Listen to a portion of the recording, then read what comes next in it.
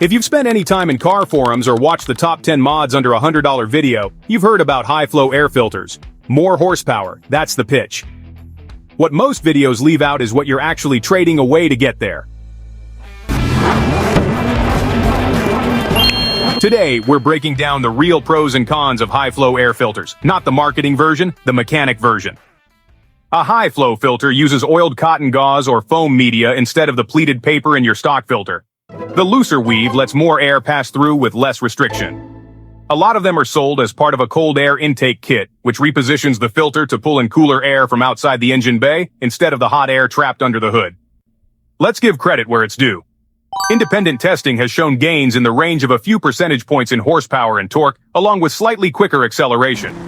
Cooler intake air is denser, which means more oxygen per cycle and marginally better combustion. And instead of swapping filters every year, most high-flow filters just need a clean and re-oil every 1 to 2 years.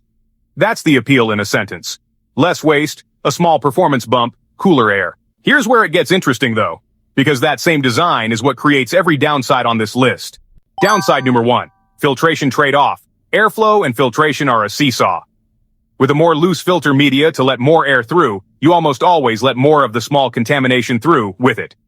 Fine dust, dirt, occasionally sand and grit, depending on your environment. And if the filter is over-oiled, which is a common installation mistake, that oil can migrate onto your mass airflow sensor. A fouled MAF sensor reads air incorrectly, and the car compensates with the wrong fuel trim. You can actually lose performance and fuel economy from the exact upgrade meant to improve both. Downside number 2, engine wear.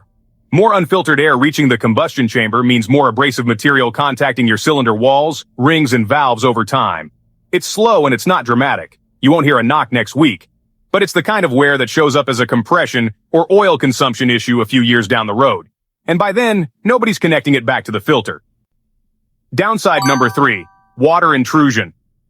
These intake kits typically relocate the filter lower and further forward in the engine bay to chase cooler air, which also puts it closer to road spray, puddles, and standing water. Suck water into a cylinder, and you're looking at hydrolock, bent rods, a cracked engine, or a tow truck. A hydro shield helps. Avoiding deep water helps even more. But it's a real risk stock air boxes are specifically designed to avoid. Quick pause. If you're considering this upgrade, drop your make and model in the comments and I'll tell you honestly whether it's worth it for your setup. Some engines and driving conditions are a much better match for this than others. Downside number 4, cost and maintenance. The upfront cost is higher than a paper filter and less maintenance doesn't mean no maintenance. You still need cleaning kits, the right amount of oil, and the discipline to actually do it on schedule. Because an under-oiled or over-oiled filter is worse than doing nothing at all. And not every filter fits every housing or sensor setup cleanly. So compatibility is worth checking before you buy, not after. So is a high-flow filter bad? No. For a well-maintained performance build driven mostly on dry roads by someone who'll actually service it on schedule, it's a legitimate upgrade.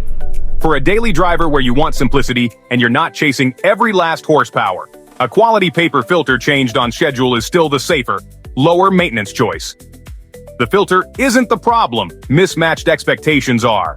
Until next video, drive safe and stay honest.